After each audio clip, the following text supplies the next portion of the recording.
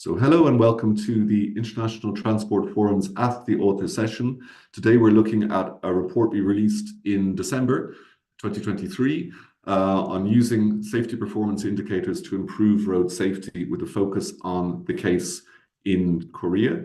You're all very welcome to the session. If it's your first time joining us, we'll have our lead author giving you a 10-minute presentation of our methodology and main findings of the report, and then it's your chance to ask the questions. There's a 20-minute question and answer session. Don't hesitate to give us your questions from now using the question and answer, the Q&A function in your Zoom window. The performance indicators are an addition to the classic metrics we have for recording road safety and enable us to give a more thorough understanding of all of the risk factors involved to improve road safety outcomes. Why Korea? Korea is a ITF member country that's reduced its road fatalities by 50% over the last decade, thanks in part to safety performance indicators. Korea also hopes to reduce that figure further by having an ambitious target of reaching 3.5 fatalities per 100,000, down from 5 in 2020. So our lead author today is Vatsalya Sohu, who will give us a 10-minute presentation, and then the floor will be yours to answer, for us to answer as many of your questions as possible. So without further ado, over to Vatsalya. Thanks, Ronan. Am I audible?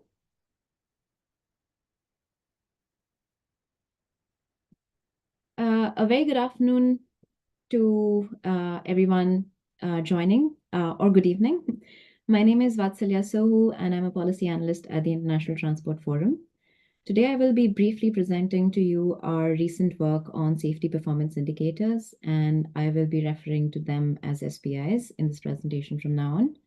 As the name suggests, and as per Ronan's introduction, the project revolves around SPIs and has an in-depth focus on SPIs for Korea. I will walk over some of the key findings of this project and then present the recommendations.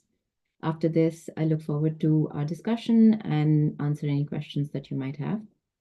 Before I dive into it, I would like to take a moment to thank my co-author, Zhaotong Zhang, who was instrumental to the project. I would also like to thank all the experts from around the globe who we interviewed, whose exceptional contributions have enriched this report. And lastly, but not the least, the Korean Transportation Safety Authority, who are the funders of this project and whose contribution and support throughout the project was very valuable. As per the European Transport Safety Council, an SPI is any measurement that is causally related to crashes or injuries, used in addition to a count of crashes or injuries to indicate safety performance or to understand the process that leads to crashes. But why do we need them when we have statistics on crashes and fatalities? Because indicators like those are incomplete and do not investigate the cause of crashes. SPIs, by contrast, give a more holistic picture of the safety performance of a transport system and identify the safety issues that lead to road crashes. This understanding can in turn facilitate the identification of targeted interventions to bring positive change. So how does this process work? This figure that we have might help you understand it a bit more clearly. As a starting point, on the top left of this figure, we have a safety risk. This can be different types of safety risks, such as overspeeding, drunk driving, non-use of protective equipment, etc. In this case, maybe we can stick to overspeeding. Then we have a safety measure to combat this safety risk. This you can see in green. And for our case, this can be something like speed bumps or narrowings. Under it in gray, you have the SPI, which for overspeeding can be percentage of vehicles traveling within the stipulated speed limit. The SPI connects safety risk to the measures that are taken to address these risks. These measures also further improve the SPI, which must be closely monitored and evaluated periodically. And finally, compared to the predefined safety goals. If the SPIs do not meet these safety goals, policies can be adapted to further enhance the road safety performance. We tried to identify some of the key foundations that make SPIs effective. Some of these now you can see on your screen. I'll go over them. First, addressing the leading cause of crashes while reflecting specific contexts. The areas with the possibility of the highest trauma reduction must be tackled first, while ensuring that local conditions, challenges, behaviors are understood. Second, provide access to relevant data and clearly defined methodologies. Access to relevant data is crucial for identifying problem areas and also determining the areas for improvement. And equally important are clearly defined standardized methodologies so as to maintain consistency and to be able to track the progress. Next is set realistic targets and learn from best practice. Balance targets that push for improvements while remaining attainable are essential. Examining the experiences and practices of other countries is very valuable when deploying SPIs. And finally, monitor and periodically evaluate safety performance indicators. Adopting periodic monitoring and evaluation processes allows for tracking progress towards the set targets, assessing the effectiveness of the implemented measures, and making necessary adjustments to optimize the performance if necessary. Moving on, we were also able to identify some of the common challenges that authorities face during this process. It is crucial to watch out for these challenges and have a plan in place in case these are encountered. First, insufficient data for measurement. Now, ideally, it would be great if sufficient data was available, but this is not always the case. In cases where accurate, comprehensive data is not available, developing indicators using incomplete data is still a helpful starting point, as long as the data is good enough to follow and to track progress. Second, insufficient resources and high costs. The process for developing and deploying SPIs is resource and cost intensive. Adequate and continuous funding is crucial for implementing robust data collection processes, ensuring quality of data, maintaining the necessary infrastructure to deploy SPIs. Hence, these areas that need continuous funding must be identified at the planning stage. And this is necessary to avoid running into resource crunches midway, which then basically means a lot of waste of resources that have already been put into this process. And finally, addressing evolving needs. SPIs should reflect the transport system's current state, but also consider the changing dynamics of mobility.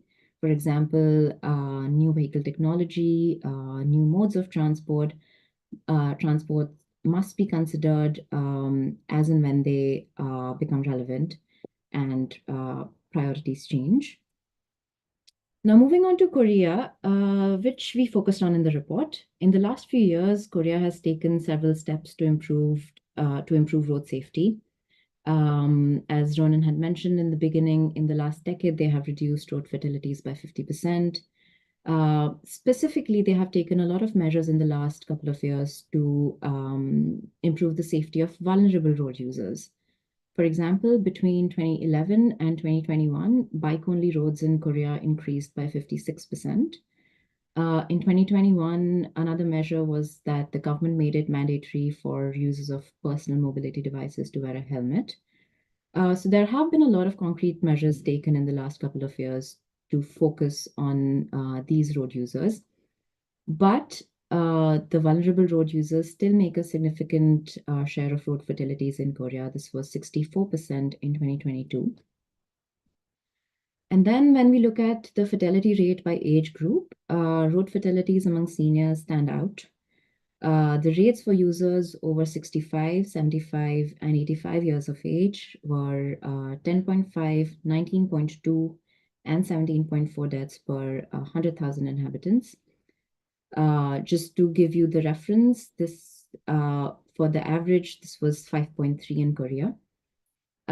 This statistic is a cause for concern, not just on its own, but especially given that an estimated 20% of the population in Korea would be over 65 years of age by 2026. And as the share of older people in the population increases, promoting road safety focused on seniors becomes even more vital. Given the contextual information outlined in the previous section, we also looked at a lot of the plans and the strategies that are in place in Korea at the moment and the direction that these policies are taking. And we thought that Korea could benefit a lot from first focusing on groups of road users that are most at risk when developing SPIs. And these are vulnerable road users and older people. So in this report, that's what we focused on for Korea. On your screens, you can see these three categories, and under each, you can see the indicators recommended for those groups. In dark gray on your screens, you'll see the safety performance indicators, and in light gray are road safety performance indicators, which are not SPIs in the strictest sense, but are a good substitute due to data limitations and can be used to monitor very specific contexts. So for pedestrians and cyclists, this can be proportion of road length adapted for pedestrians and cyclists. For motorcyclists, this can be the percentage of riders and drivers wearing protective helmets. For elderly road users, we don't have SPIs, so what we recommend is something like the number of deaths or serious injuries for car drivers or for pedestrians over 65 years of age per kilometer driven or per kilometer walked. Finally, in this project, we wanted to highlight that once these SPIs have been set up, how can authorities ensure that the results and the analysis feed into current and future policy measures? Now you can see this list on your screen. I will go over them quickly. First, providing policymakers with the evidence of road safety challenges, and not just the challenges, but providing them with evidence that links road safety, road fatalities and injuries to SPIs. This makes a compelling case for the introduction. Second, establishing clear objectives and embedding indicators in policies. Establishing clear targets for SPIs to measure progress against is crucial. And embedding these SPIs into the policy formulation process ensures their inclusion at every stage of the decision-making process. Third, creating both long-term and intermediate road safety goals to allow for modifications. This allows for periodically reviewing and redefining road safety strategies. We recommend this to be every 4 to 5 years, which is necessary to ensure the relevance and alignment of SPIs with evolving circumstances and priorities. Fourth, using SPIs to create a policy-making back channel. Now, creating and maintaining an accessible channel for stakeholders as well as the public further enhances transparency and supports collaboration. It also serves as a check to ensure that progress is on track and it aligns with the policy objectives.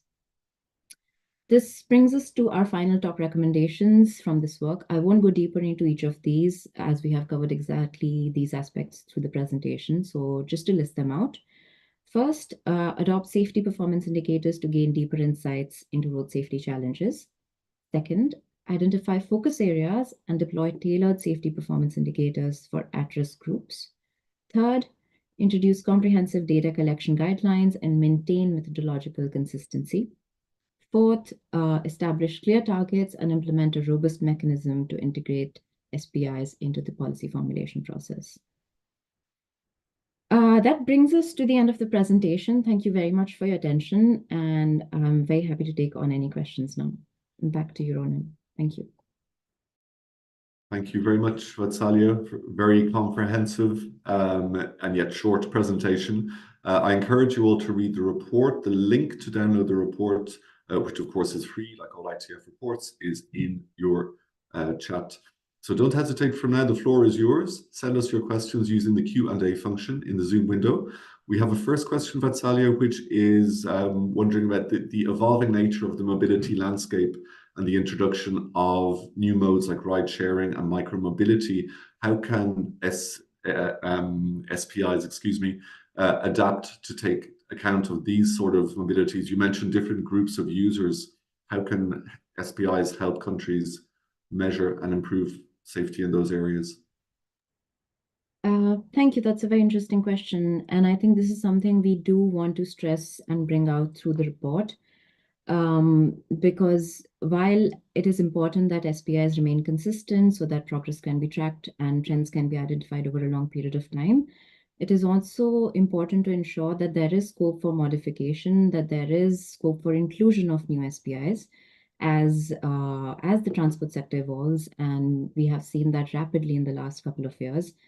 With ride sharing, with micromobility solutions coming into the play.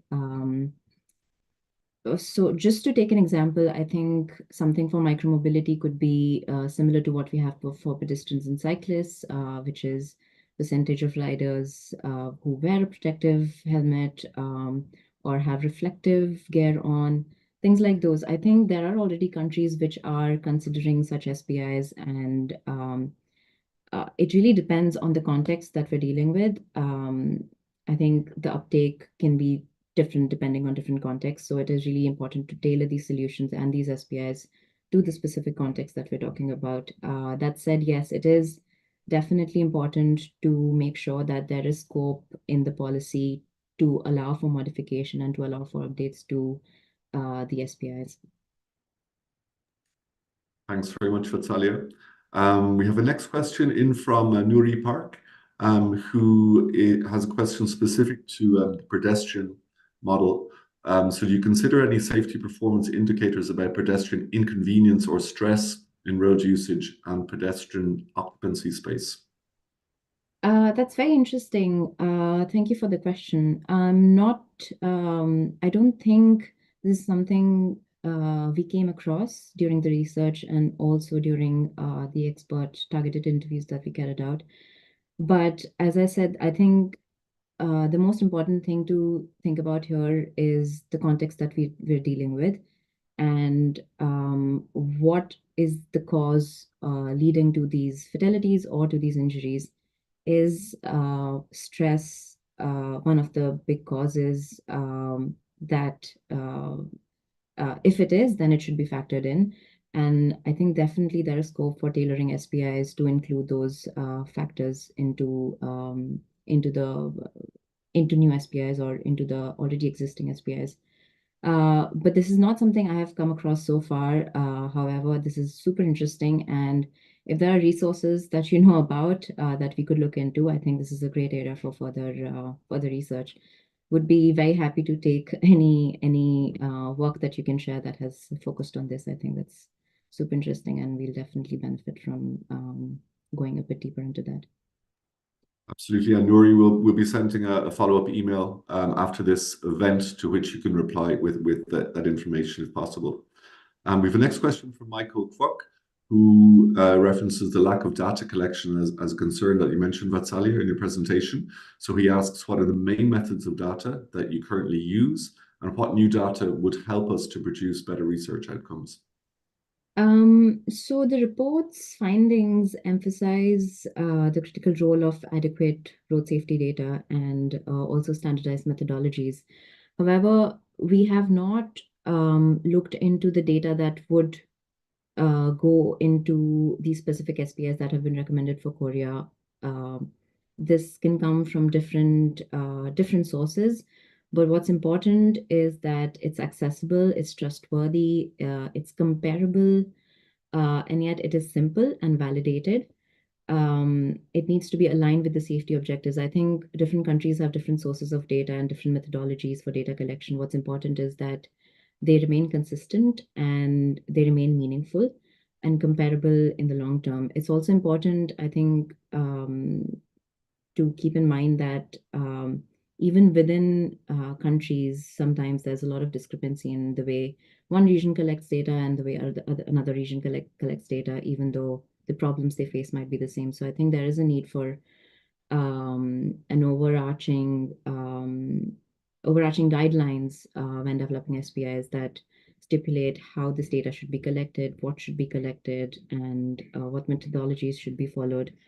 And just speaking about that, I think it's good to mention that the European Union's baseline and trendline projects in the last couple of years, trendline is the update to the baseline project.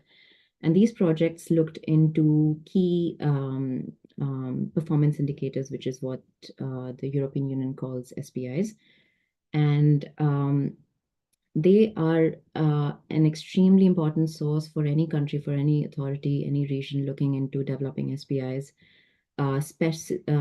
specifically for guidelines on data and collecting harmonized data and following methodologies that have been tried and tested and have worked for a lot of countries in the region. So I think while our project scope was did not involve looking at data sources and data methodologies, what we can recommend is looking at projects like the baseline and the trend line, which have looked into, which have in-depth focus on data and methodology for developing safety performance indicators. Thanks very much, Vatsalya. There's a link for the Trendline project in the chat if you wish to have a look at that resource. Linking to that, there's a very interesting question on governance from Samuel Scott, who asks the perennial question on road safety policy: how much should we be pushing for centralized guidance on SPIs compared to going for purely locally created SPIs? That's a really interesting question, and I think it really depends on the country we're talking about. For certain countries, things can be very different region to region, city to city. For some countries, not so much. That said, there is a need for safety performance indicators that are developed by any authority in the state or the region or the city to be aligned with the overarching road safety strategy of the country, which is often a national strategy.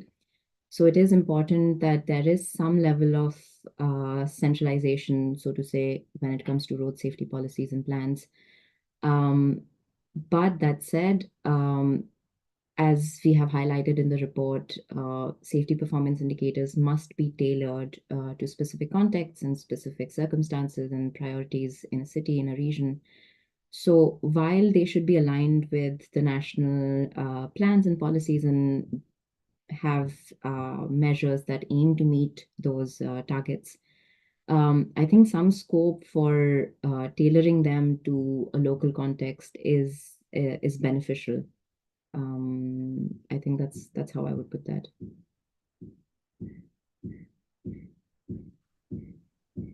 Thank you very much, Vatsalya. A follow-up question from Andres Galivan. In the case of localization, how would you suggest the benchmarking? How would local authorities decide on the benchmark? Are there best practices available already on this area? Definitely. I think one of the key things when looking at starting this process is understanding, well, first, your own local context. What are the problem areas? Which are the high-risk groups? Where can you have the most benefits when deploying SPIs? And while looking into that context, I think at the same time, what's important to understand is also what other countries, what other cities have gone through the same process, and what were the tools that they used, and how has that worked out for them. So while we can look at other countries, it is important to make sure that the context when those countries started out is similar, if not the same, as to your region, your city, your country. So I think there's definitely a lot of scope for learning from best practices. While context-specific things apply, a lot of the things can be standardized, a lot of the methods can be standardized, and that is where I think any authority starting to develop SPIs and deploy SPIs can really benefit from countries which were the front runners, such as Norway, Sweden, Netherlands, who have really somewhat mastered this process and are pioneers when it comes to safety performance indicators at the moment. Thanks, Vatsalya. I'm putting in the chat two more upcoming Ask the Author sessions. One is for the ITF's Road Safety Annual Report 2023, which was issued just before the end of the year. That will give you the latest data up to 2022 for 43 countries, the main trends. It's benchmarked against the main guidelines, etc. And we have an Ask the Author coming up on the 1st of February with our colleague Raquel. On that, there's also a new report coming out next week on walking and cycling in cities with an Ask the Author coming up next week. So I'd encourage you to to sign up for those if you're interested. That's already in the chat. There's still time for a few more questions. Don't hesitate to put them into the Q&A function, the question and answer function in your Zoom window. Our next question, Vatsalya, is on the subject of climate change and climate change's impact on road safety. The question asking what role can indicators for road safety play in mitigating climate-related risks on the road? I guess this is related to speed limitations. Thanks, Ronan. That's a super interesting question as well. Climate change can definitely impact road safety through various means. I think some of these can be weather-related events, altered road conditions, shifts in traffic patterns, and there is scope for road safety indicators here to play a role in identifying where this intersection lies and what can be done to improve road safety, looking at weather-related or climate change-related accidents. I think off the top of my head, I don't remember if there are SPIs that exist that include climate change-related risks and impacts on road safety.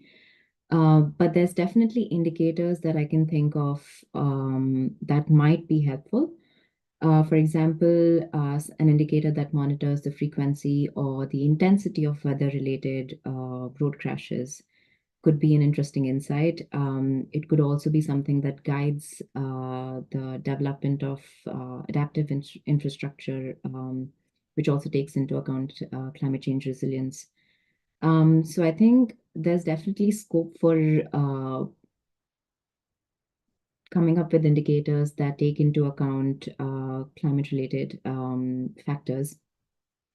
And I think this is something definitely policymakers can explore, proactively explore, I would say, because it's something that has not been done, and going ahead is becoming more and more important. Yeah. Thank you very much indeed. We have time, I think, for one last question. Just before that, we'll ask you a quick poll to let us know how we're doing and whether these sessions are useful. The final question, therefore, Vatsalya, is linked to the future, basically, with the increase in autonomous vehicles on the road. How can SPIs be adapted to remain relevant over the years in looking like a very changing future landscape for road transport? Thanks, Ronan. Another very interesting question indeed. Well, I would say advancements in technology, particularly autonomous vehicles, pose both challenges and opportunities when it comes to road safety. And during the course of the project, we did come across some countries where this is more and more a reality than something into the future even. For countries like Norway, New Zealand, and I think Sweden as well, these countries have another target area that they look at SPIs for, which is called vehicle safety. And this is where they look specifically into things like autonomous emergency braking systems, even specifically for the interaction between these systems and pedestrians, and the way they prevent collisions with pedestrians and cyclists. So there's definitely already work that's happened that takes into account the evolution of vehicle technology and how SPIs can be adapted to these technologies and to the penetration of these technologies into the transport system.